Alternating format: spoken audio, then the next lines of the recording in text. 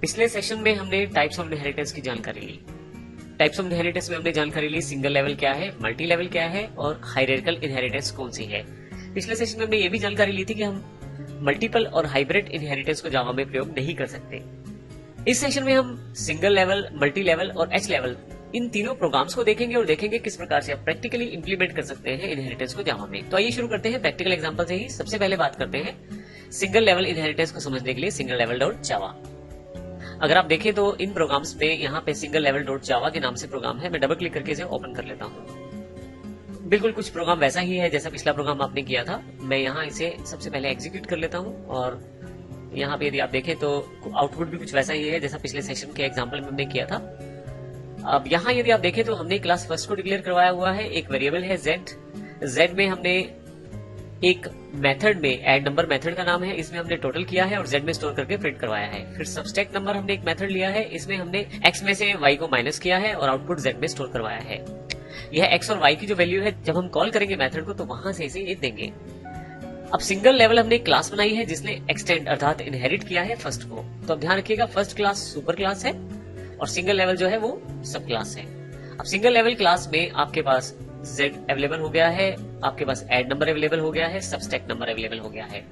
हालांकि यहाँ पे आप कहीं देख नहीं पा रहे उसे, लेकिन वो आपके पास इस कीवर्ड की वजह से अवेलेबल है, एक्सटेंड्स की वजह से, क्योंकि अब सिंगल लेवल जो है वो सब क्लास है। अब यहाँ पे हमने पब्लिक वॉइड मल्टीप्लाई नंबर का एग्जाम्पल लिया है जिसमें हमने दोनों नंबर्स को मल्टीप्लाई करके Z का आउटपुट दिया है। फिर डिवीजन का भी एग्जाम्पल यहाँ पे है। फाइनली हमने पब्लिक स्टैटिक वॉइड मेन में जाकर सिंगल लेवल का एक ऑब्जेक्ट क्रिएट किया है और चारों मेथड्स को कॉल किया है।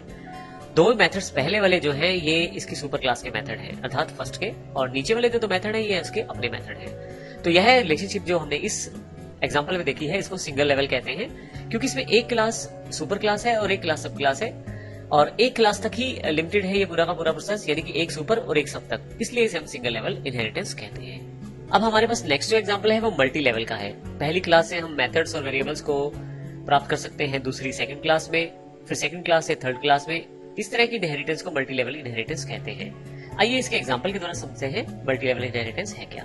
यहाँ यदि आप देखें तो मेरे पास मल्टी लेवल डॉट जावा के नाम से पहले से प्रोग्राम अवेलेबल है। मैं डबल क्लिक करके इसे ओपन कर लेता हूँ। हमने सबसे पहले क्लास बनाई है फर्स्ट क्लास और ध्यान दे तो इसमें एक इंटीजर जेड है और ऐड नंबर लिया गया है। फिर हमने दो नंबर्स को ऐड करके डिस्प्ले करवा दिया है आउटपुट। फिर एक क्लास सेकंड क्लास ली गई है जिसने फर्स्ट क्लास को एक्सटेंड किया है। अब ऐसे केस में फर्स्ट क्लास सुपर क्लास है और सेकंड क्लास जो है वो सब क्लास है।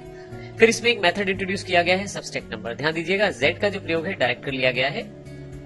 फिर इसके पश्चात हमने एक और क्लास बनाई है मल्टी लेवल क्लास। इसमें हमने सेकंड क्लास को एक्सटेंड्स कर लिया है। इसका मतलब ये हुआ कि सेकंड क्लास हमारी अब सुपर क्लास है, मल्टी लेवल क्लास सब क्लास है। तो एक तरह से आप देखें तो फर्स्ट क्लास की सभी चीजें सेकंड क्लास में अवेलेबल हुई, फिर सेकंड क्लास की वो सभी मेंबर्स और मेथड्स जो है वो मल्टी लेवल क्लास को अवेलेबल हुए और अब मल्टी लेवल ने कुछ मेथड्स अपने भी यहाँ प्रयोग किए हैं मल्टीप्लाई नंबर और डिवाइड नंबर के बेस पे। अब यदि मैं स्टैटिक वॉइड मेन में आऊं और ए और बी को वैल्यू की तरह इस्तेमाल करूं, ए में 50 है, बी में 10 है।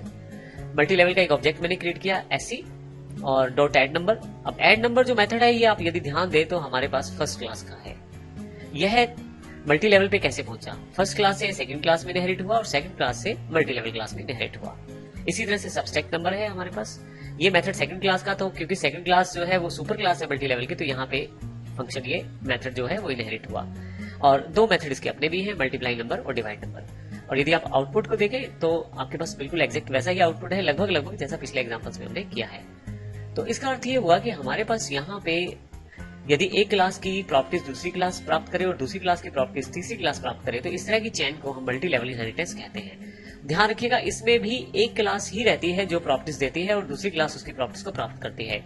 एक से अधिक क्लासेस को आप इनहेरिट नहीं कर सकते जावा में। तो इस तरह से हम यहाँ मल्टी लेवल इनहेरिटेंस में इस एग्जाम्पल को समझ पाते हैं। अब हम बात करते हैं हायरार्किकल इनहेरिटेंस की। एच लेवल के साथ हमने डॉट जावा का एक प्रोग्राम हमारे पास अवेलेबल है, इसको भी एग्जाम्पल में समझते हैं। यदि आप यहाँ देखें तो एच लेवल डॉट जावा के नाम से प्रोग्राम अवेलेबल है। हमने यहाँ भी एक फर्स्ट क्लास ली है, फर्स्ट क्लास 1 हमने नाम रखा है यहाँ पे। फिर एक सेकंड क्लास 1 नाम रखा है जो कि फर्स्ट क्लास 1 को इनहेरिट करती है। इस तरह से जेड और उसका जो ऐड नंबर मेथड है वो हमारे पास सेकंड क्लास 1 में अवेलेबल हो जाएगा। सेकंड क्लास का अपना भी एक मेथड है सबस्ट्रैक्ट नंबर। अब एक थर्ड क्लास है जो फर्स्ट क्लास को दोबारा इनहेरिट करती है। थर्ड क्लास 1 जो है वो फर्स्ट क्लास 1 को इनहेरिट करती है। तो इसका अर्थ ये हुआ कि फर्स्ट क्लास 1 का ये ऐड नंबर जो मेथड है वो थर्ड क्लास में भी आ गया है।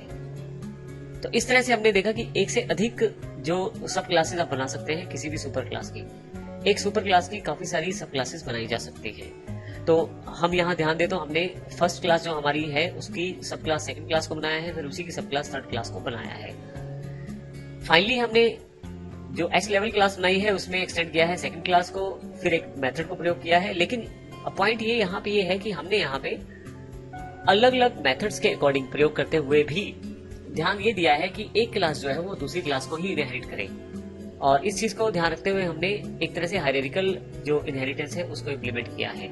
जैसे कि फर्स्ट क्लास जो सुपर क्लास सेकंड क्लास की भी है और थर्ड क्लास की भी है, और जो सेकंड क्लास है वो सुपर क्लास है एच लेवल क्लास की।